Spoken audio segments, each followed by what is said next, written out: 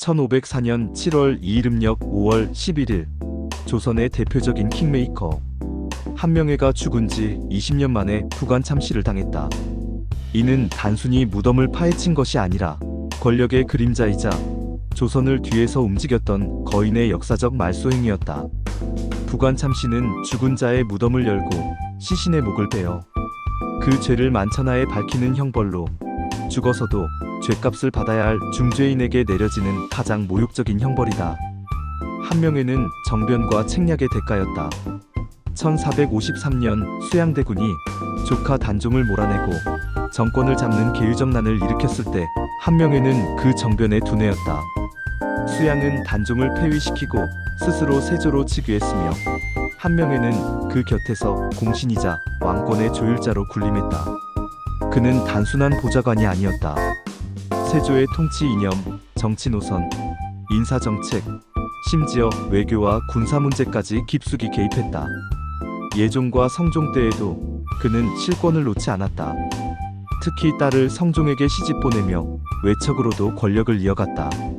조정 내에서 한시의 눈치 없이 결정되는 일은 없다는 말이 나올 정도로 한명회는 조선의 권부를 사실상 통제하고 있었다. 그런 그가 죽은 뒤 20년 다시 역사에 호출된 이유는 그의 손자가 바로 연산군이었기 때문이다. 연산군은 패비 윤씨의 보기를 집착적으로 추적했다. 윤씨는 성종의 후궁이자 연산군의 생모였지만 궁중에서 중전으로 책봉된 뒤 화를 참지 못하고 성종의 얼굴에 손톱 자국을 내는 등의 사건을 일으킨 후 사약을 받고 죽임을 당했다. 연산군은 그 진실을 어릴 때 듣지 못하다가 뒤늦게 알고는 복수심에 사로잡힌다. 연산군은 어머니를 폐위하고 죽게 만든 자들을 하나씩 숙청했다. 그 명단에는 당시 실권자였던 한명회의 이름도 올라 있었다.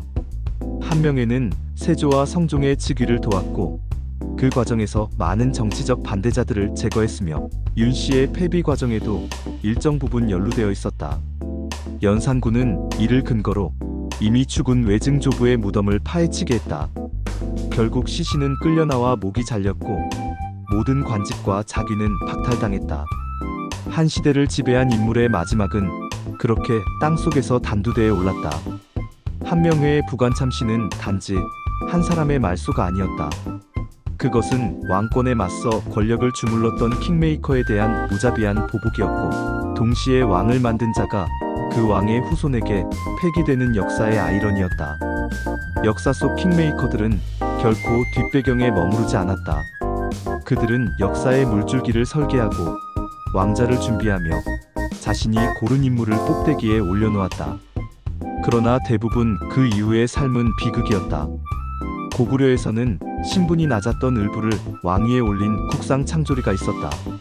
그는 미천왕을 세우고 고구려의 중흥을 이끌었지만 정작 자신은 기록 속에 희미하게 사라졌다.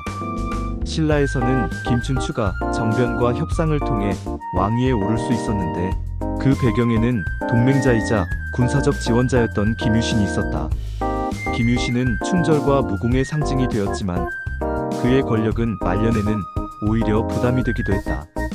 조선에서는 정도전이 대표적이다. 그는 고려를 무너뜨리고 이성계를 왕으로 만들었다.